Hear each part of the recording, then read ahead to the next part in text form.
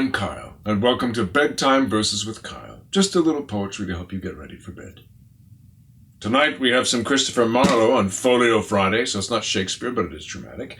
And this is a piece I've been dying to do for many, many years. It was a huge hit when it first came out. I don't know how people would feel about it today, but it's called Tamburlaine, and it's about Timur the Lame, who is kind of the next wave of the Mongolian invasion. Pretty brutal guy, apparently had a bum leg, that's why they call him the Lame, but that did not stop him from overriding most of the Eastern world. So this is Tamburlaine, Act 4, Scene 2. He's conquered more or less everything, and he's got a sultan king in his possession.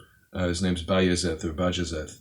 And he's showing off, and he's asking him to kneel before him, to stoop so he can climb into his carriage. So this is pretty badass stuff. So here we go. Tamburlaine. Bring out my footstool. They do. He insults me.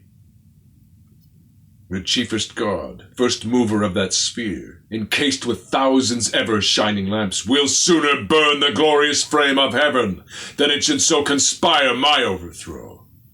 But, villain, thou that wishest this to me, fall prostrate on the low, disdainful earth, and be the footstool of great Tamburlaine, that I may rise into my royal throne.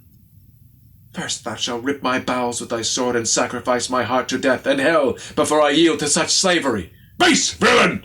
Vassal, slave to Tamburlaine, unworthy to embrace or touch the ground that bears the honor of my royal weight. Stoop, villain!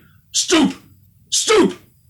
For so he bids, that may command thee piecemeal to be torn, or scattered like the lofty cedar trees, struck with the voice of thundering Jupiter.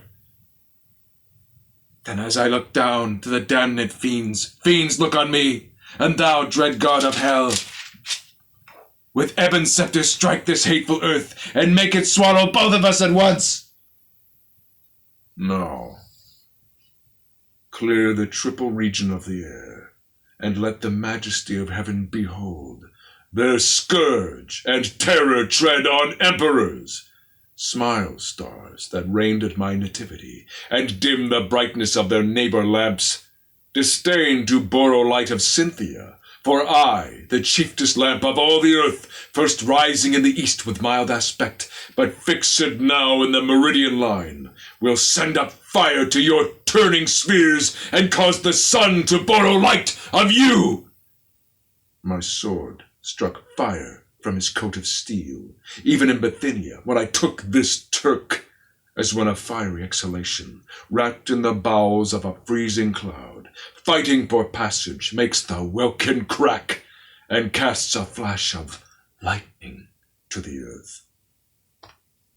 But ere I march to wealthy Persia, or leave Damascus and the Egyptian fields, as was the fame of Clymene's brain-sick son, that almost brent the axle-tree of heaven, so shall our swords, our lances, and our shot fill all the air with fiery meteors.